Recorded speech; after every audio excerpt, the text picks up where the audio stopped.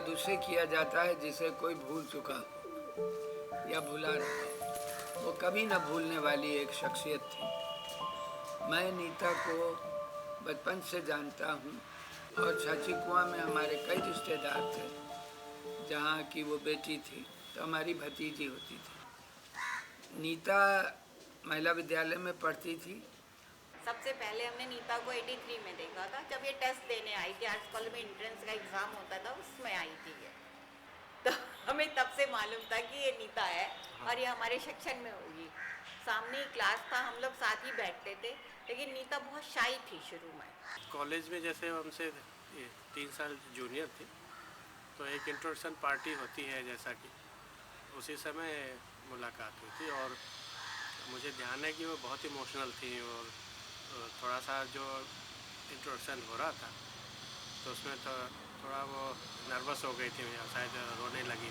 हम लोग जब छाछी कुआं में पहली बार होली में उसने हम लोग को बुलाया था, और जब तक हम लोग 4-5 साल रहे, हम लोग हर साल छाछी कुआं उनके घर पे, पैतृक घर पे जाते ज़रूर थे। उनका स्वभाव बड़ा अच्छा लगा था हम लोगों को, मुझे तो बहुत पसंद थी वो। और मुझे ये भी लगता था कि जब हम जाते थे उन्होंने घर बुलाया, क्योंकि और लोग बहुत कम थे जिनके परिवार भी इसी तरह से वेलकमिंग थे। इंट्रोड्यूस भी वो करवाती थी तो इतने अच्छे से कराती थी। साथ में पढ़ते थे हम लोग, साथ में रहे हैं। धर्मेंद्र ज़्यादा दोस्त थे नीता के, तो धर्मेंद्र के साथ। लेकिन मैं ये ज़रूर जानता हूँ कि जब भी हम गए तो खाना तो खा ही के आए, क्योंकि हम लोगों को मालूम था कि बहुत अच्छा खाना मिलेगा। सेकेंड ईयर में दोस्ती हुई, कॉलेज में आने के बाद हम देखते थे एक दूसरे को। There was attraction. मैम बैठे हुए थे सामने अपने हॉल के सामने, और मैं उनका पैर छूने गया तो उन्होंने मुझे देखा और उन्होंने कहा कि इसकी आंखें बड़ी सुंदर हैं, तो ये कुछ और भी करता होगा। तो हम चुप थे, हमने कहा नहीं मैम, मुझे कुछ नहीं आता। कि नहीं नहीं, ये कुछ करता होगा, ये एक्स्ट्रा ऑर्डिनरी है ये। तो फिर पहली मुलाकात मेरी उनसे हुई। पता था कि मैम अपने स्टूडेंट्स के लिए लड़ जाती हैं, या मतलब बहुत सपोर्ट करती हैं, जैसे जो स्टूडेंट्स बाहर रहते थे किसी कारणवश नहीं आ पाए। तो जब मुझे पीएचडी में मैम का जो है चॉइस करना था, सो आई वाज लाइक मैं पहले से श्योर थी कि अगर मैं एंट्रेंस निकाल लूँगी तो I will go to ma'am only, कि मतलब मैं आप ही के एंटर करूँगी। मैम को ऐसा पता चला कि कोई सेकेंड ईयर का लड़का है और वो मतलब ऐसे कोई स्टूडियो चला रहा है और बहुत पैसे कमा रहा है और ये सब। तो फिर ये हुआ कि मैम ने एक बार मतलब मुझे बुलाया, और मतलब मैम की पहले से इमेज थी that she is very strict, और वो मतलब काफ़ी स्ट्रिक्टली मतलब बच्चों को सुना देती थी। तो मैं फिर डरते डरते गया कि मतलब कि अभी क्या होगा देखते हैं। तो फिर मैम ने मुझे बुलाया और मतलब एकदम डांट के बोला कि तुम अभी ये सब ऐसा क्यों कर रहे हो, अभी स्टूडियो क्यों चला रहे हो सेकेंड ईयर से। मैंने बोला मैम मैं ऐसा वहाँ कुछ ऐसा सिखा नहीं रहा हूँ, हम लोग सब लोग मिलके ऐसे बस वहाँ पर काम करने जाते हैं। उसमें एक अलग टैलेंट था, एक अलग गरिमा थी। नीता हमसे काफ़ी वो इन्फ्लुएंस थी काफ़ी, और उनके शुरुआती काम में काफ़ी दिखता भी है कि जिस तरह से जो मैं अपनी ड्राइंग करता था, जिस तरह के कंपोजिशंस करता था, तो वो सब उनके शुरुआत के काम में ऐसा दिखता है। मेन उसका पहले लैंडस्केपिंग था, बाद में ये कंपोजिशन करने लगी। शादी के बाद हमने शायद ज़्यादा देखा उसका कंपोजिशन। एक बड़ी कॉमन सी बात हम तीनों में थी कि खूब ज़्यादा काम करना, खूब मेहनत करना, उसका तो कोई रिकॉर्ड नहीं। सबसे बड़ी बात उसकी लगन जो थी वो थी, और वो अपने काम पे, अपने ध्येय में, अपने निशाने पे हमेशा अटल रही। उसमें वो किसी की बहुत ज़्यादा इंटरफेयरिंग नहीं पसंद करती। ये उसी तरह है जिस तरह अर्जुन ने तीर चलाते वक्त अपनी मिसाल कायम की थी। अच्छा, ये भी मैंने देखा कि कॉलेज में लड़कियां थोड़ा कम मेहनत करती थी, क्योंकि उनके घर से इतनी फ्रीडम नहीं थी काम करने की, आज़ादी। और नीता सुबह सुबह आ जाती थी स्केचिंग करने के लिए, बोर्ड उठा के लैंडस्केप करने, तो उन्होंने बहुत मेहनत किया। ऐसी ही बात हुई होगी कभी कि राघव है और वो बहुत अच्छा डांस करता है, तो मैम ने कहा कि अपूर्व उसको बोलो कि घर आए।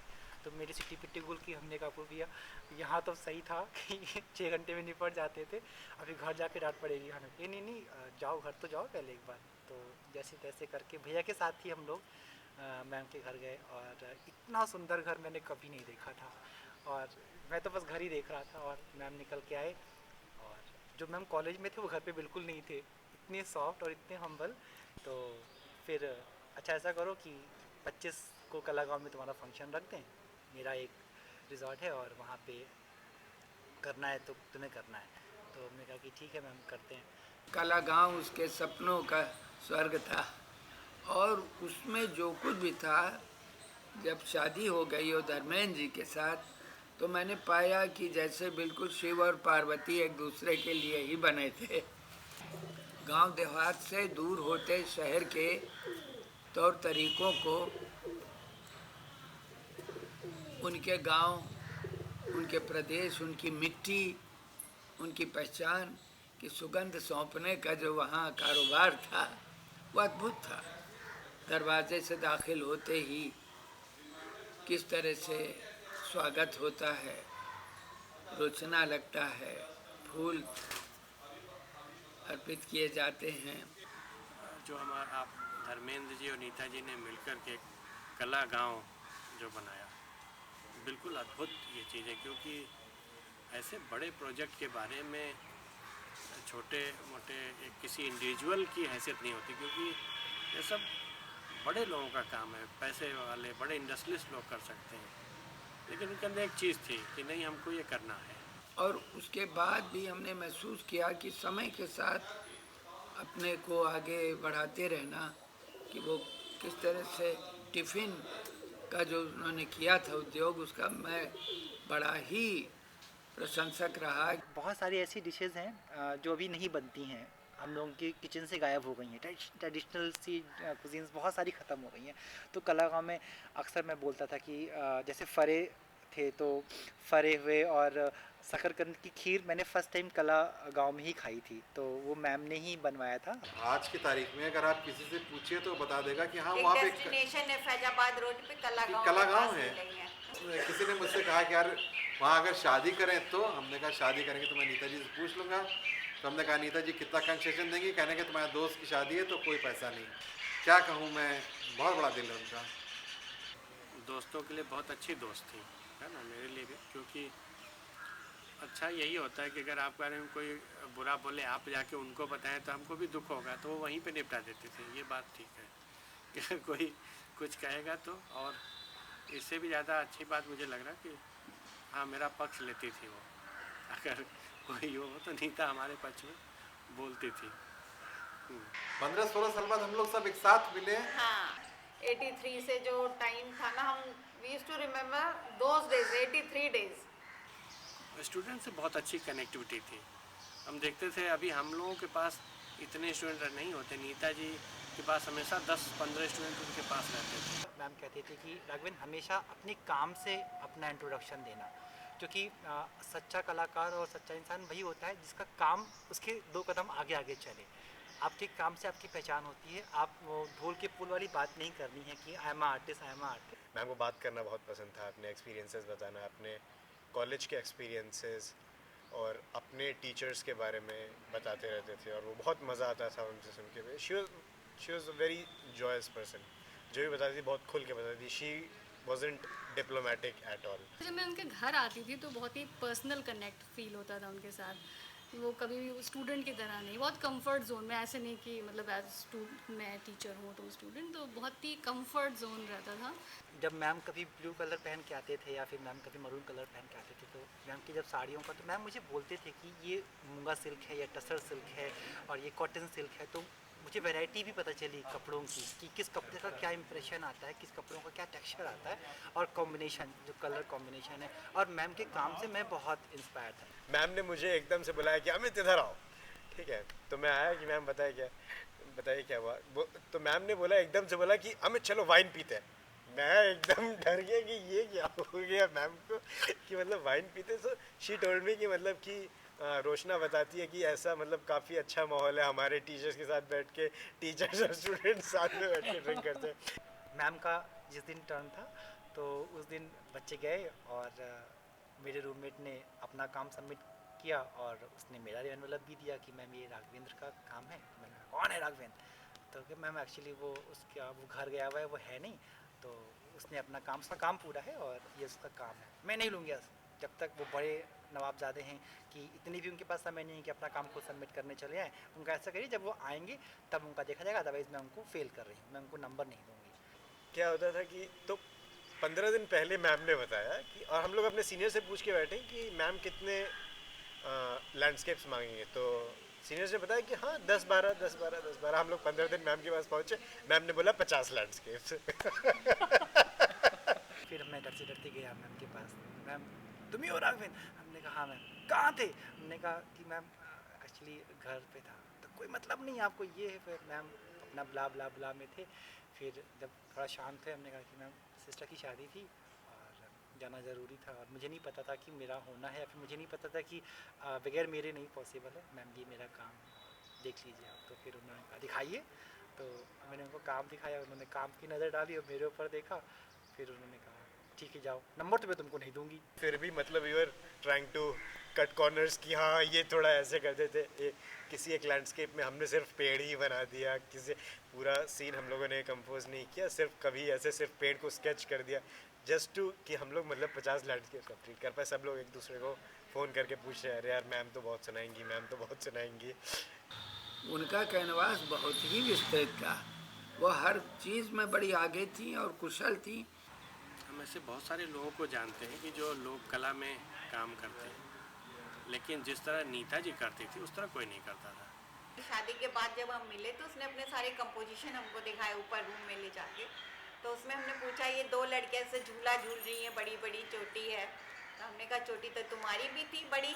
तो बोली नहीं है, इसमें दर्शी और ये हम सोचते हैं मेरी बेटियां हैं, चीयरफुल मूड में। तो बहुत सारा फोक डांस का जो नॉलेज मुझे मिला, और उसका जो परफॉर्मेंस है, उसका जो तरीका है परफॉर्म करने का, वो मैंने मैम से ही सीखा। कि चैती है तो ये मैम हमसे बोलते थे कि अभी देखो जनवरी चल रहा है तो माघ चल रहा होगा, तो माघ में ये होता होगा, कुछ ऐसा करो। तो मैं सर्च करता था कि अच्छा कुछ ऐसा कर सकते हैं। उनको काफ़ी नॉलेज थी अलग अलग जगहों की लोक कलाओं के बारे में, और उसको जो मॉडर्न कंटेम्प्रेरी आर्ट है उस स्तर तक उसको लेके आई। उसमें अब उन्होंने अपनी एक पहचान बना ली। धीरे धीरे कर लोग जो फोक शैली है, जो उन्होंने बम्बू का यूज़ किया, मटकी का यूज़ किया, बिजूखे बनाए, तमाम इंस्टॉलेशन क्रिएट करे। अब तो हमने देख रहे हो दूसरे जितने भी जो इवेंट ऑर्गेनाइज करने वाले हैं वो लोग उनको कॉपी कर रहे हैं, लेकिन नीता बहुत शुरुआत में इस काम को कर रही थी। मैम ओवरऑल एक एग्जाम्पल थे फोक के, चाहे वो आर्ट की बात करें या परफॉर्मेंस की बात करें, कलर्स की बात करें। छोटे मोटे समारोह को उत्सव में बदल देने का ये उसके अंदर मादा था। हमें ध्यान है कि जब धर्मेंद्र जी बतौर डीन थे तो उस समय एक बसंत बिहान प्रोग्राम हो रहा था, दिन रात उसने एक कर दिया था। रात को 10 से 11 बजे तक स्टूडेंट को लेकर के उसका पूरा जो कॉन्सेप्ट है वो नीता का था। उसने कहा कि नहीं कैसे होगा, कैसा स्टेज होगा, गेट कैसा बनेगा, लोग येलो कपड़े पहनेंगे। उस बीच वो ध्यान रखती थी कि हाँ सबको चाय मिलता रहे, खाना आता रहे, लोगों को घर छोड़वाना है, गाड़ी जाती थी घर छोड़ने जाना है। तो इतना जब केयर करती थी इसकी वजह से स्टूडेंट उनसे जुड़े रहते थे, और इसीलिए वो जो चाहती थी, जो उन्होंने प्लान करते थे उसको वो अच्छा कर पाती थी। नहीं कह सकता कि मैम की दूरदर्शिता थी, शायद मैम को आदमी पहचानने की परख थी कि उनको पता चल जाता था कि कौन सा बच्चा क्या करेगा। हर बच्चे को समझती थी, क्योंकि जो बच्चे डिस्कस करते हैं चीज़ों को, जो बच्चे कॉन्स्टेंटली काम के बारे में बात करते हैं, लेकिन कुछ होते हैं जो उतना नहीं करते कंपैरेटिवली, तो वो इस चीज़ का मतलब ध्यान रखती थी कि किसको किस तरीके से हैंडल करना है। ड्राइंग आती नहीं थी तो बहुत, ये क्या है पता नहीं, तुम लोग क्या करने आते हो, चुपचाप चले आए। तो हम लोगों ने बाहर, यार मैम तो सुंदर बहुत हैं लेकिन डांटती बहुत हैं। बच्चे क्या होते हैं कि वैसा काम करने लगते हैं जो कि टीचर्स उन्हें बताते हैं, लेकिन मैम के साथ कभी भी ऐसा नहीं था। We always use to discuss. मैं हमेशा मैम के पास जाता था और मैं बताता था कि मैम मैं ऐसा करना चाहता हूँ, and she was very very she gave very much freedom to me कि हाँ तुम ऐसा कर लो वैसा कर लो, and she used to give her own ideas कि that you can do this or you can do that. कभी जैसे मैं नहीं जा पाती थी उनसे रेगुलर, नहीं मैंने उनको अपना काम दिखाया थीसिस से रिलेटेड, तो मुझे एक आध बार डांट भी पड़ी है तो आराधना आप तो मेरे पास आती ही नहीं है, ये है वो है। हम लोग बैलों की तरफ, जैसे वो भीड़ नहीं चलते हैं एक साथ झुंड में, ऐसे भागते थे कि नज़र ना मिले, कि कहीं ऐसा ना हो कि मैम टोक दे, तो हम लोग नज़र छुपाते थे कि जैसे काम नहीं दिखाया, सेशनल नहीं पूरा है, तो हम लोग बचते थे। अमिता जब भी आती थी तो गाड़ी भेजना, हाँ, लाना, मुझे तो छोड़ना। सीधा घर यहीं पे ले आओ, और मेरी मम्मी भी उससे काफी कनेक्ट हो गई थी कि अच्छा ठीक है नीता के पास इसमें जा तो रही कोई जाओ, दो राय नहीं नहीं तो वो कि मुझे कहीं नीता नहीं जी जाने देती। ख्याल बहुत रखती थी सबका। सबका ध्यान करती। तो मैंने जो मैम को as a human being, as a personal level पे, एज अ फैमिली पर्सन देखा, तो मुझे इतना इंस्पायरिंग भी लगता था कि वो अपने हस्बैंड के लिए, सर के लिए, अपने बच्चों के लिए उनकी चॉइसेस, मैम को उनकी चॉइसेस पता होती थी, वो उनकी चॉइसेस की डिटेल्स भी पता होती थी उनको। मतलब मैं सोचती थी कि मैम को कितना ज़्यादा किसी का कंसर्न है अपनी फैमिली मेम्बर्स को, ऑब्वियसली सभी को होता है, बट मैम मुझे लगता था आउट ऑफ द वे जाके सोचती थी उन लोगों के लिए। बहुत अच्छा फील हुआ ये जाके घर में देखना एक इंसान को कि वो एक्चुअल घर में कितना सहज है और कितना ज़्यादा केयरिंग, प्यार भरी थी। एक्चुअली वो सबके लिए मुझे लगता है बहुत सोचती थी घर में। छाछी कुआं काश्तों का गहवारा था, तो वहाँ पे होली मशहूर थी, खातिर तवाजो और जो मेहमान नवाजी होती है काश्तों में मशहूर, उस सब की वो धनी थी। और वो सारी जो कहना चाहिए पहचाने या प्रतिभा या सिफतें वो नीता में खूब खूब थी। उनको खाने खिलाने का बड़ा शौक था, बनाती बहुत अच्छा थी माशाल्लाह, खिलाती भी खूब थी। और उनके पास हमेशा कुछ ना कुछ रहता था खाने के लिए, चाहे वो चने हो या मूंगफली हो। बहुत बार तो वो फरे लाते थे तो वो मेरे लिए रखते थे, या फिर अगर अमरूद रखा हुआ है तो 2 मेरे हिस्से में आने हैं। उनकी विशेषता थी, एक तो वो खाना खुद बहुत अच्छा बनाती थी, उससे भी ज़्यादा जो मज़ेदार है कि ये पूरी जो आपका परिवार ही था, मतलब धर्मेंद्र जी और नीता जी दोनों लोग भी पार्टी लविंग थे। इतना आइटम होता था, 10-12 से कम आइटम तो कभी उन्होंने खिलाया ही नहीं, और ज़बरदस्ती ये भी खा के देखो, ये भी खा के देखो। खिलाने पिलाने में नीता जी बहुत अच्छी हैं, और कहते ना कि बस चाहे जितनी भरी हो, कंडक्टर के लिए जगह खाली होती है। घर पे ना जब सर और मैम आपस में लड़ते थे तो बड़ी मज़ा आती थी तो मतलब एक दूसरे की बात काटते थे। तो सर का था कि मैं ये गाना ट्राई करूँ, ये नहीं, तुम ये करना, मैं तुमको पैसे नहीं दूंगी, ऐसे मैम डांटती थी। डांटना तो उनकी शुरू से आदत थी, यार ये मत करो, हाँ, ये हर मत करो। समय रोकना। अच्छा राह दिखाने के लिए नीता जी बहुत अच्छी किसी थी। को सीनियर्स रैक करते थे बिल्कुल पसंद नहीं आता था उसको, वो सीधा बोलते थे क्यों रैक कर रहे हो उसको, हम करें तुम्हारी रानी। इवन दो हमारे पास थोड़ा लेवरेज रहता था कि हाँ हमें तो कुछ नहीं बोलेंगे, लेकिन जब दूसरे बच्चों को डांट पड़ती तो हम भी डर जाते थे कि हमारा भी नंबर आ सकता है ऐसा, because she was very very unpredictable. तो टीचर हो गए वो प्रिंसिपल के रोल में थी, तो वो जब घर पे कभी जब आते थे तो कभी हम लोग को अगर टाइम अगर चाहिए कि यार ये चले ज़रा फटाफट काम हो गए, तो उस वक्त ये लगता था कि हम लोग अगर जा रहे हैं तो नीता जी की आंखों में जो है वो क्रोध एकदम पनपने लगता है, कहाँ मतलब इस समय एक काम पड़ा हुआ जा रहा है, तो लगता था यार इस समय हमने गलत तो नहीं कर दिया, कहीं ऐसा तो नहीं मतलब तो वो महसूस होता था। लेकिन फिर हम लोग उस हिसाब से नहीं आते थे, लेकिन और लोगों को मैंने देखा वो बहुत ही ज़्यादा भयभीत रहते थे कि वो घर में शायद आने से पहले गाड़ी देख लेते नीता जी है कि नहीं, तब धर्मेंद्र जी से मिला जाए। सब के सब बच्चों को बहुत डांट पड़ी कि मतलब कि कुछ काम नहीं किया है, काम भी तमीज़ का नहीं है, ये है वो है, बहुत डांट पड़ी और हम लोग वहीं पर खड़े खड़े सुनते रहे बेशर्मों की तरह। लेकिन फिर ये हुआ कि मतलब कि मैम ने सबको फिर वहीं पे बिठा दिया, मैम भी बैठे हुए थे और सबको फाइन आर्ट हॉल के पास मैम ने सबको बिठा दिया और सबके लिए चाय मंगवाई, सबके लिए समोसा भी मंगाया। So at one moment she was very very angry with us but लेकिन द अदर मोमेंट सबके लिए मतलब चाय समोसा ये सब चीज़ें उन्होंने मंगाई, तो we are also very happy. मुझे तो बहुत डांटती थी जो भी अगर कोई चीज़ उनके वो नहीं होता था, लेकिन फिर भी मैं बताऊं, देखिए अगर कोई किसी से नाराज़ भी होता तो वो भी अपन किसी गैरों से ना कोई नाराज़ होता है ना कोई एक्सपेक्ट करता है।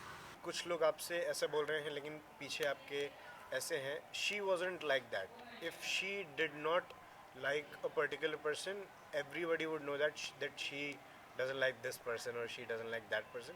And if she liked somebody, she was very very warm to that person. तो झगड़ू भैया उनके जो ड्राइवर थे तो वो उनको भी ऐसे ही डांटती थी, तो हमसे कहती थी राघवेंद्र, हम कभी निकलते थे, देखो झगड़ू कहाँ है, हमने कहा कि पता नहीं कहाँ बैठा रहता है, उसको जा बुला के लाओ जरा। तो हम जाते थे, झगड़ू भैया, ये सबका आपका नाम ही इतना ख़राब है, झगड़ू किसने रखा आपका? कहें भैया चलिए, वो इतने बेचारे सीधे हैं। तो हम कहते मैम बुला रही हैं आपको। तो हम कहते थे कि तो एक चीज़ मैंने नोटिस करी कि मैम का जो डांट का जो इम्प्रेशन था और जो प्यार का इम्प्रेशन था वो सबके साथ एक जैसा था। मतलब वो डांटती भी बहुत अधिकार से थी और स्नेह का तो कोई उनका लेवल ही नहीं था, वो बहुत प्यार करती थी। लास्ट टाइम मैम की थोड़ी तबीयत ख़राब हो रही थी, तो मैम बैठी थी और मुझे मतलब उन्होंने बुलाया और बैठे और बताया कि उनका ऐसा ट्रीटमेंट चल रहा है, ये ट्रीटमेंट चल रहा है। और फिर वो बता रही थी कि डॉक्टर ने उन्हें बताया है कि मतलब कि ऐसे परहेज़ करना है, ऐसे परहेज़ करना है। तो फिर मैम ने एकदम से हमें बताया कि हमने डॉक्टर से बोला, ए डॉक्टर सुनो, तो हमें क्या मारोगे क्या? ठीक है। लेकिन अब अपने तबीयत के बारे में बात करी, but even with that she was so funny. और फिर जब हम लोगों ने इस घर में अवध की अमराई का कार्यक्रम किया, तमाम तरफ के लोग आए, तो घर के रखरखाव और हमारे दामाद साहब के उनके सम्मिलित प्रयास से एक जो खुशबू को पहुंचाने का ये जो एक उपक्रम है कि रंग लाती है हिना पत्थर पे पिस जाने के बाद सुरखरू होता है इंसान, तो इस तरह सबको देखने के लिए लखनऊ में मेरे ख्याल से इस आवाज़ का भी कोई जवाब नहीं है। नीता जी के साथ बहुत सारी यादें इस घर में जुड़ी हैं। घर में आप आएंगे तो आपको लग जाएगा, अरे यहाँ नीता जी का ये हाथ लगा होगा, ये यहाँ लगा होगा, इसमें लगा होगा, इसमें लगा होगा। हमने तो नीता जी का घर जब टीवी में देखा, गुड होम में वो घर देखा, तो पहले तो जब लास्ट में नीता जी आई तो हमने कहा कि नीता है, नीता का घर है। तो पुराना वाला घर जो वहाँ पे था, इससे पहले वाला, उस घर में आते थे हम लोग। तभी दर्शु और ये सब आने वाले थे धरती पे, तो हम लोग मिला करते थे। नीता जी एक्टिव थी, बहुत क्रिएटिव थी। आप उस घर में अगर आए हों तब भी आपको दिख जाएगा। एक आर्टिस्ट के घर में एंट्रेंस से अंदर जाते ही आपको क्या चीज़ें मिलती हैं, तो एम्बियंस से ही आप पहचानने लगते हैं कि someone is creative minded person who is living in the home, inside the home. एक हंसी आईना यूं आईने से कहता है, ये एक हंसी आईना यूं आईने से कहता है, तेरा जवाब तो मैं हूँ, मेरा जवाब नहीं। इस तरह से उसका बनाया जो ये अनमोल दर्पण है, जिसमें हम सारे संग्रहालय को एक प्रतिबिंब की तरह देखते हैं। मैंने मैम का फ़ोटो देखा और मैंने लाइक कर दिया, और मतलब मैम की एकदम से फ़ोटो आई ना, तो और मैम का वो प्यारा सा चेहरा और बड़ी बड़ी सी आँखें और वो गोल सी आईब्रोज़, तो मैंने उनको देखा और मेरी एक स्माइल सी आई। और फिर मैंने बाद में उसको स्क्रॉल किया और फिर मैंने जब पढ़ा तो वो एकदम से वो स्माइल गायब हो गई कि नहीं, मतलब मैं इतना सरप्राइज हुआ कि नहीं, ये पॉसिबल ही नहीं है, सवाल ही नहीं उठता। मतलब मैं आज तक उस चीज़ से रिग्रेट करती हूँ कि जिस चीज़ से मैं एसोसिएटेड थी ओवरऑल इतने ईयर्स से मैम के साथ, वो मैं उनको अपनी डिग्री तक नहीं दिखा पाई। तो मैं अपने आप को ही बहुत वो करती हूँ। वही मैंने कहा ना, मैं बहुत एडवांटेज लेती थी, वो टाल जाती थी। तो ये जो मुझे टालना था ना, ये एंड में आके मुझे आज तक इतना बुरा लगता है कि मुझे वो नहीं टालना चाहिए था। फिर मैं उस दिन 13वीं वाले दिन मैं मैम को खोज रहा था कि अभी मैम निकल के आएंगे, अभी मैम निकल के आएंगे। और फिर थोड़ी देर के बाद सेटल हुआ कि नहीं, अभी ऐसा है तो नहीं अच्छा लगा। और शायद ये कमी मुझे हमेशा पर्सनली मुझे हमेशा खलेगी कि लास्ट मोमेंट पे मैं उनसे नहीं मिल पाया, या फिर शायद उन्होंने मुझे याद किया था, ये रीज़न रहा होगा कि एक बार हम उनसे मिल लें। एक ऐसी पर्सनालिटी दिमाग में आती है जो कि बहुत ही ज़िंदा दिल, फुल ऑफ लाइफ। उनको मुझे लगता है ज़िंदगी से बहुत प्यार था, बहुत। और मुझे ऐसा लगता कि वो बहुत ज़्यादा ज़िंदगी को अच्छे से जीने की एक तो कोशिश करती ही थी। कोशिश क्या करती थी, वो नेचुरल वे ऑफ लाइफ था उनका। वो मैं ये नहीं कहूँगी कि वो एक मतलब कलाकार थी या क्या थी, मुझे तो लगता है वो खुद में एक कला थी, वो खुद ही आर्ट थी। उनकी चाहे लाइफस्टाइल हो, चाहे जीने का तरीका हो, पहनावा, उनका घर, मुझे मतलब हर चीज़ में वो ओवरऑल एक आर्ट लगती थी अपने आप में ही। हम लोग मैम को ज़िंदा रखेंगे अपने काम के थ्रू और उनकी बहुत सारी मेमोरीज़ के थ्रू, और मे बी शायद जिनको वो बहुत प्यार करती थी और जो उनको बहुत प्यार करते थे वो इस लेगेसी को लेके चलेंगे, और ये बातें कहीं और कहलाई नहीं जाएंगी, ये स्वतः ही निकलेंगी। जब आप कभी भी उनका जिक्र आएगा या फिर कभी भी अपने काम को लेके जिक्र आएगा ना, तो मैम का नाम हमें लगता है कि बहुत ही प्यार से और बहुत प्राउडली हम लोग शेयर करेंगे अपने ऑडियंस से और अपने लोगों से कि मेरे होने का रीज़न ये है।